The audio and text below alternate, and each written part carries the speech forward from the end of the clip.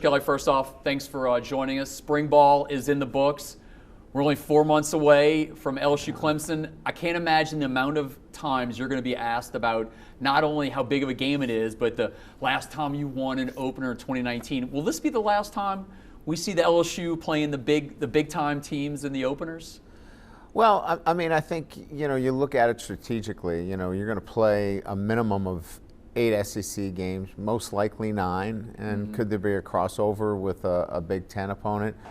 Now you're talking about 10 games of your 12. So, yeah, maybe that could be the case.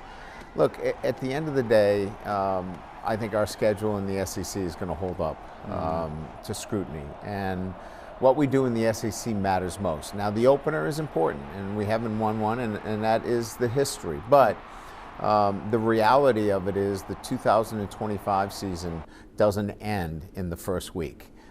We want to win that football game, and that will be heavily talked about until we get that win. So we know that, and our team is preparing for that. And quite frankly, we've done a lot around here to prepare our football team differently, in a sense, for that opener against Clemson.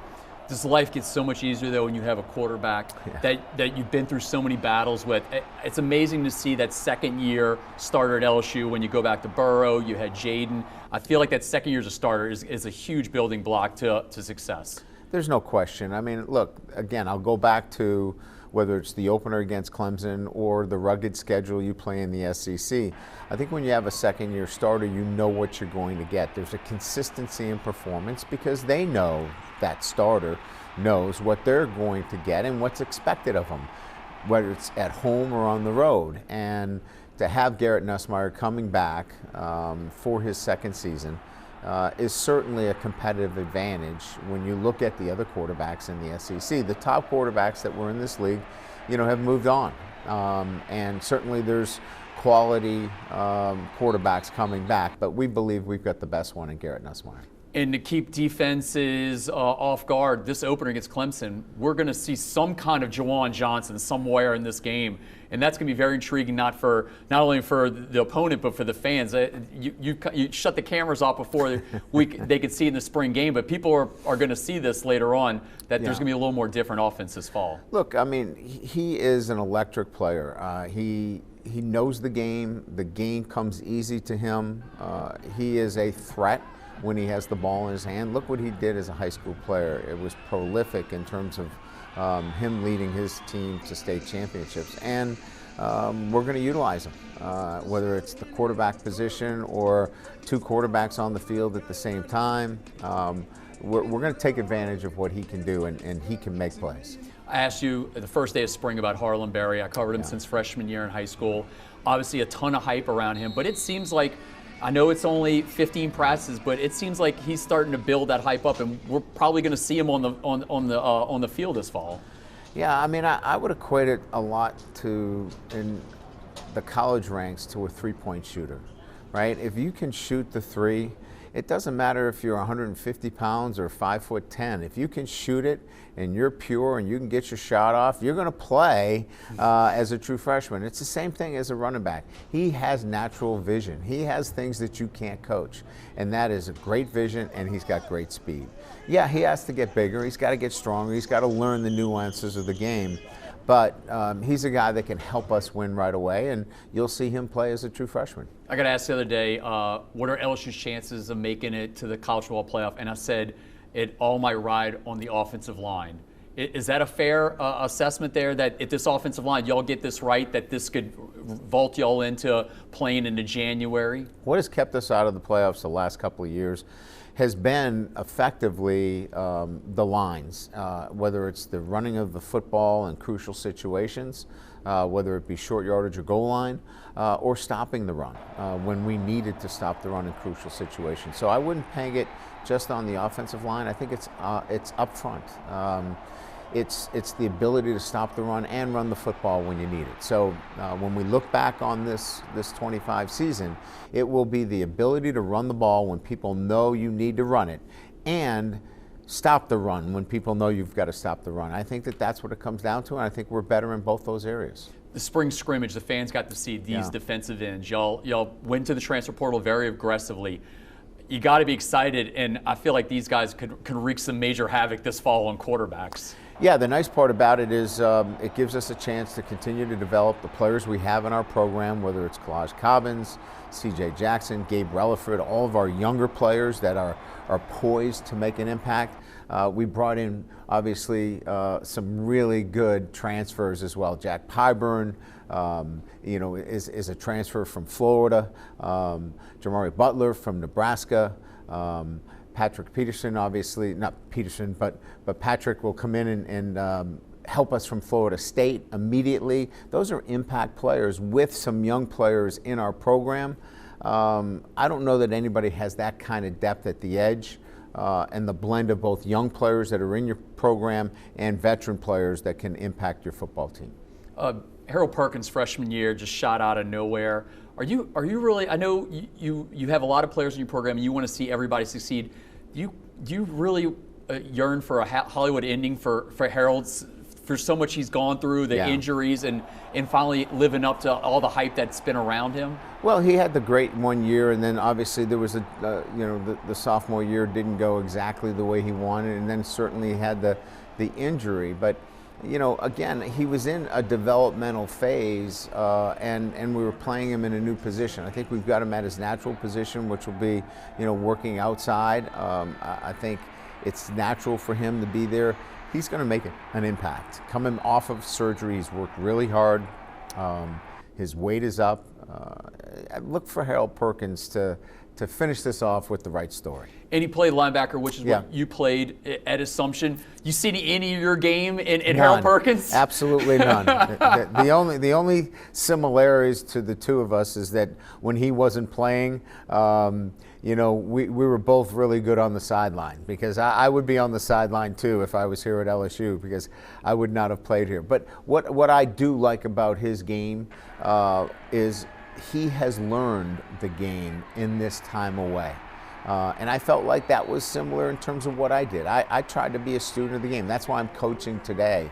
And Harold's really done a great job of picking the game up. In this time away from it, where you can't apply the physical tools that he has, he's really learned the game, and that's going to help him a lot.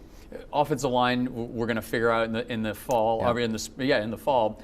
The secondary, cornerback, safeties. I feel like that is a lot of unknowns. Also, is that something that we're not going to know until what, 10 practices in the fall? What's going on at those positions? Well, I think we know. Yeah. I think our fans and the media, we've been very intentional of not like saying, all right, here's the one, here's the two. It's really developing depth. We really like the depth. We like the starters that we could put out there. We just have been really intentional in not putting a pecking order out there. There was no need to. So we really used this spring in a lot of ways of getting guys as many reps with first team and getting a lot of those guys the opportunity to go against a great receiving core. And that's the other thing, is that you've got depth at wide receiver. Mm-hmm. Let's let all these guys compete against each other. And that made it a really good spring, because we had great competition with the number of receivers that we have that can play, going against the number of the corners and safeties that we have. It was really good from that perspective. Speaking of wide receiver, a lot of these fans just know kids on Saturdays. They just know, they put the helmet on and they cheer for their guys. I think with the loss of Kairen Lacy, you saw a different side to your program, that it's not just a team, it's a family, a lot of heartfelt support from Garrett Nussmeier. Just what people just think about, the 9 to 5. These kids are around each other 24/7. Yeah. Well, he was an infectious personality. I mean, he was high energy all the time, and he wore his emotions on his sleeve, and so because of that, he opened himself up to his teammates, and because of that, he had a lot of close relationships with a number of players, staff, and many that followed this university. He was active in his community. He always looked to give back, and I said, I think at our last press conference, he was one of those bright stars that burnt out way too soon. And Was he perfect? No, he wasn't, and he would be the first to tell you that. But he loved his teammates. He loved LSU. He loved playing the game. He loved his family. He loved giving back in the community. You know, he would always say if he could do it over again in some fashion, he wouldn't change anything. He loved his time here at LSU, and he's missed dearly. I know it's still 4 months away from the kickoff.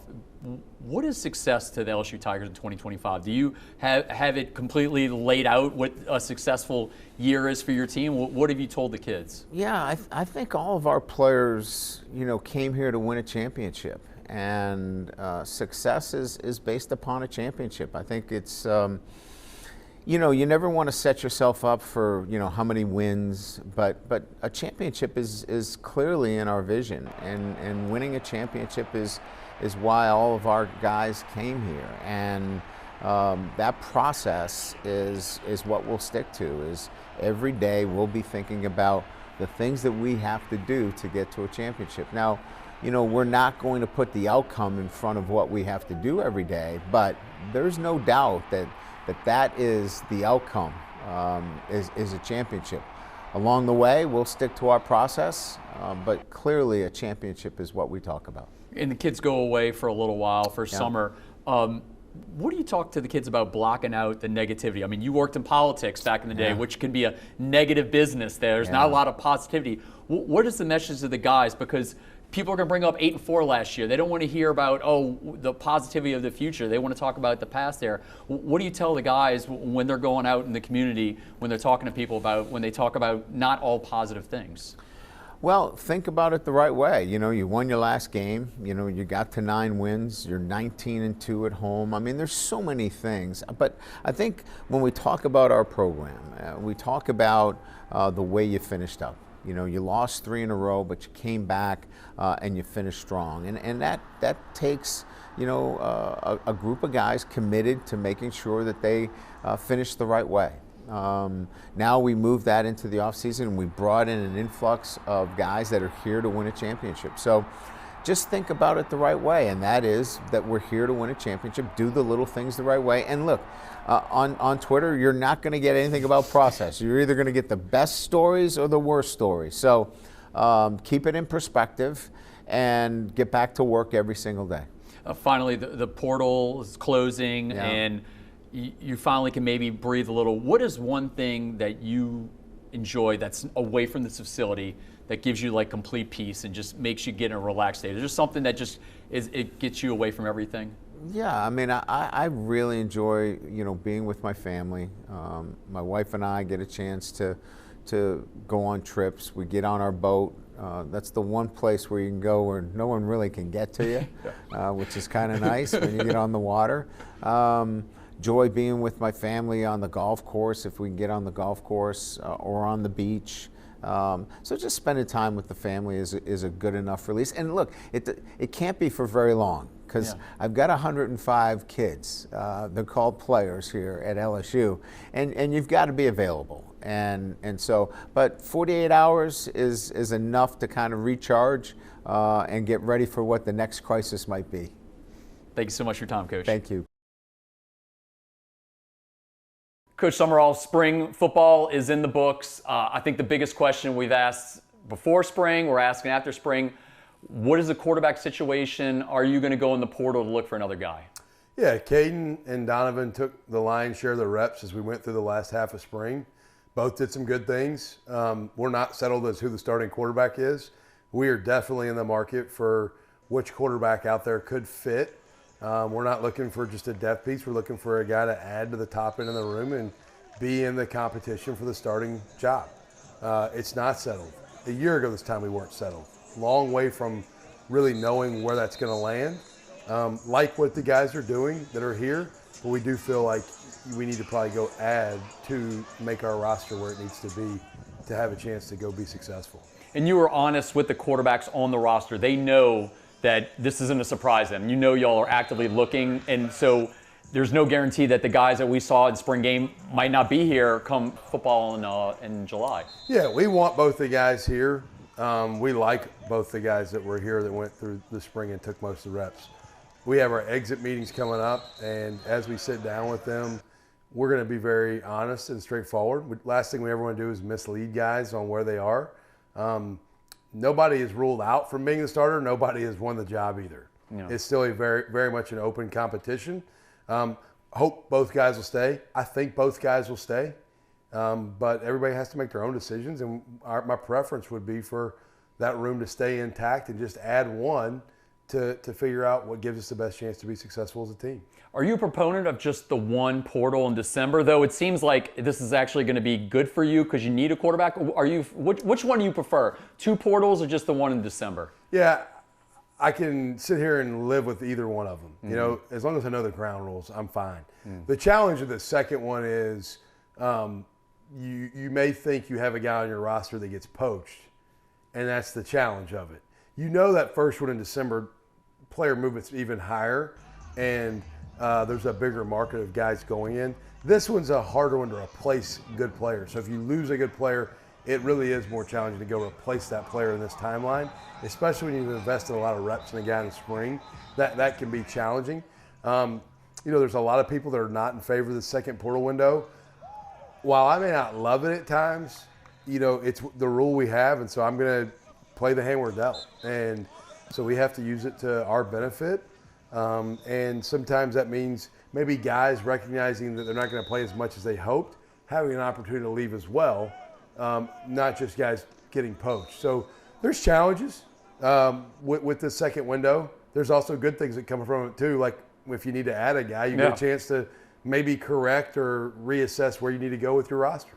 You mentioned quarterback as a possible portal. I think when I talked to you a couple of weeks ago, wide receiver, DB, are those still possibilities that you could add? Yeah, I think quarterback. I think wide receiver, you'll likely see us take one. Could be 2, but likely 1. Tight end is 1. Probably D-line is maybe 1. And then corner is 1 or 2. Really DB as a whole. It's just best available cover guys. Mm-hmm. May not just be a corner. It could be a corner or a nickel and a safety. That's where we are today. Now, what does that look like as we go finish the portal in this next week? That leaves a lot of ambiguity out there because you have to have your ankles taped, so to speak, for what could come that's unexpected. Ty Thompson had a very strong beginning to the spring. He moved the tight end from quarterback. What's the timeline, and how happy were you with Ty before the injury occurred? Yeah, Ty's really a physically gifted kid. He's big, he's fast, he's strong, he's a smart guy. Through the first part of spring, he looked really good at tight end. Looked like he was getting settled there. He had great ball skills, catching the ball. He's physical, he's tough. And he had an unfortunate injury that he had occur early in spring. Looks like he'll be hopefully a summer return. Mm-hmm. Is it July? Is it early August? We don't really know that yet. Kind of working through that, but doesn't seem like or sound like a season-long or miss a ton of game action type of deal.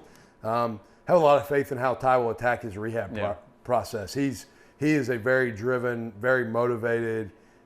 He's a great team guy. He really is. And you know, as he went through the portal process in the winter and made the decision to return but moved to tight end, he went all in. He embraced it, and I look forward to his return this summer.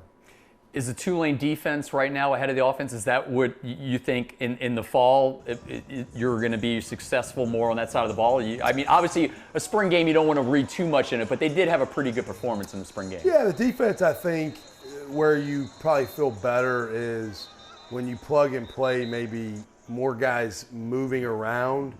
You probably feel like you feel some of the depth of our team being at a higher standard. Offensively, you know, there's certain line combinations and certain guys that didn't play as much today. I mean, when you have some guys that are likely to be a starter play somewhere between 6 and 10 snaps in a spring game, that doesn't help your offense look good. And the cohesion part of offense is so important. Like when you have a group, a unit of 5 linemen working together once that table is set, and then you add maybe your next up 1 or 2 guys, so your top 7, if you will, at the O-line, or 8, are working together all the time, that group's going to play a lot better. Well, today we were rolling in a ton of different combinations. It's easier to play good on the D-line by just taking a guy out and put a guy in, because there's not as much communication and inner working. If we make a call, and they run the call. where on the O-line they have to identify, hey, is there a combination block in the A gap, the B gap, the C gap? Where are we targeting? Where's the mic point? All those things that take a lot of communication. When does the focus go from your roster to like all of a sudden start looking at your first opponent? Is that already started? Have you already looked at the tape? How does that go with Northwestern?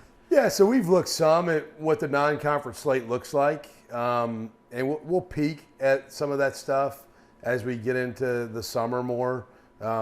The next couple weeks will be very much about our roster completion for the 25 season. Then May, we'll really spend a lot of time on 2026 recruiting. We got a commitment this morning from a really good player in the 26 class that's got SEC offers that I'm fired up about. Can't say his name. No. But so a couple weeks on this portal, solidifying our roster. A couple weeks in May with our coaches going out and watching 26 guys, high school seniors.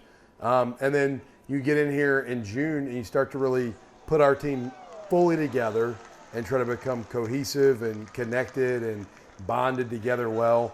And as we're doing that, we will start to kind of peek into what does our schedule look like early.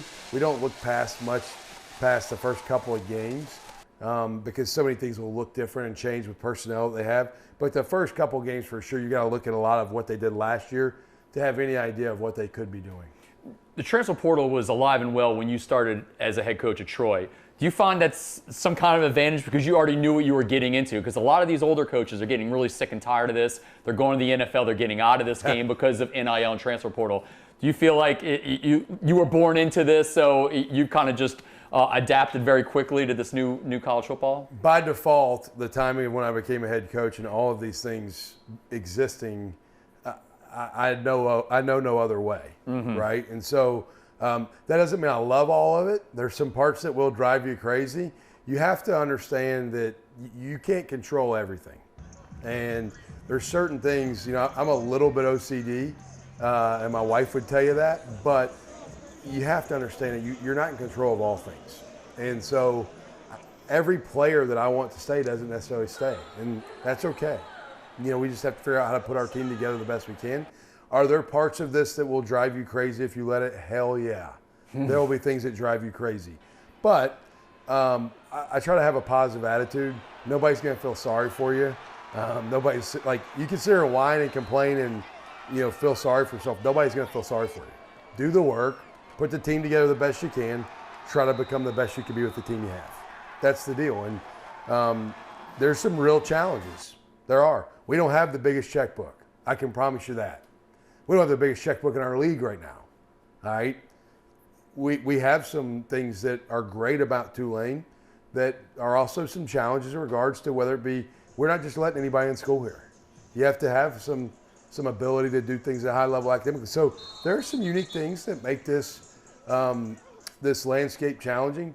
But all in all, we've got a lot of positive things to sell, and a lot of people want to be a part of what's going on here. And I like where we're at. The Sumrall family, when do they finally get to take a break and you get to relax? Is that July? Yeah, so we have a crawfish bowl today with our team. And then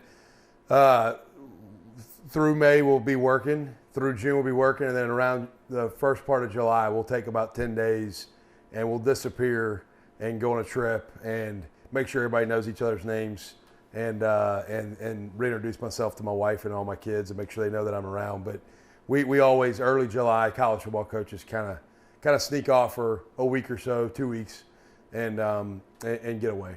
Yeah, because in past in the spring, I'm sure when you were coaching at Ole Miss and Kentucky, when they didn't have the spring portal, I feel like after the spring game, you were like kicking back and kind of relaxing. I mean, that is not the case. You're like in the heat of your roster management there. That is probably one of the biggest changes, I think, pre-portal and now we're in the portal. Yeah, there's, you used to just go straight into the high school recruiting side.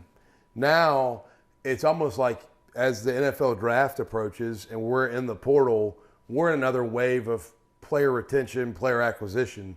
And so our windows are a little more nonstop in regards to the player movement, it feels like. But it is a little bit more of an NFL calendar maybe than what it used to be in regards to our portal is close to the draft. And so our teams are not settled. You may think you know what you have, but you still have a few pieces that are moving parts in there. and I guess this gives you an opportunity to go out and about. I mean, I saw you at Mardi Gras, you were at Hawks for the Cause. I mean, it seems like you're really embracing this town. I mean, some people might forget, you were an assistant coach here a few years back, and now you're back again. It seems that you love the city, and I mean, Jazz Fest is right around the corner. You got Zurich Classic, so I'm assuming you're going to try to hit some of that. I'll be at Jazz Fest. Last time I checked, I heard Pearl Jam's playing, so I can promise you I will be at Pearl Jam. Jazz Fest last year, Stapleton this year, Pearl Jam. I don't know if it gets any better. The best thing about New Orleans is there's always a party. You just got to be ready. And so Pearl Jam, and then what? We're doing the beach in July. Is that the last? Is that the other one? That's the last big family thing, and then it'll be go time for football season again. Are you nervous about what the next few months holds, or are you just like roll with the punches? There's always some concern about what the unknowns are. There's a lot about our team I don't know. We've got a whopping 4 or 5 returning starters on our entire team, and so that can create some nervousness if you allow it to creep in, but I can't change it. And so it's just about trying to make our team the best we can be as fast as we can and put our best foot forward. Well, Coach, thanks for your time. Great as always. Thanks, Garland. Appreciate you.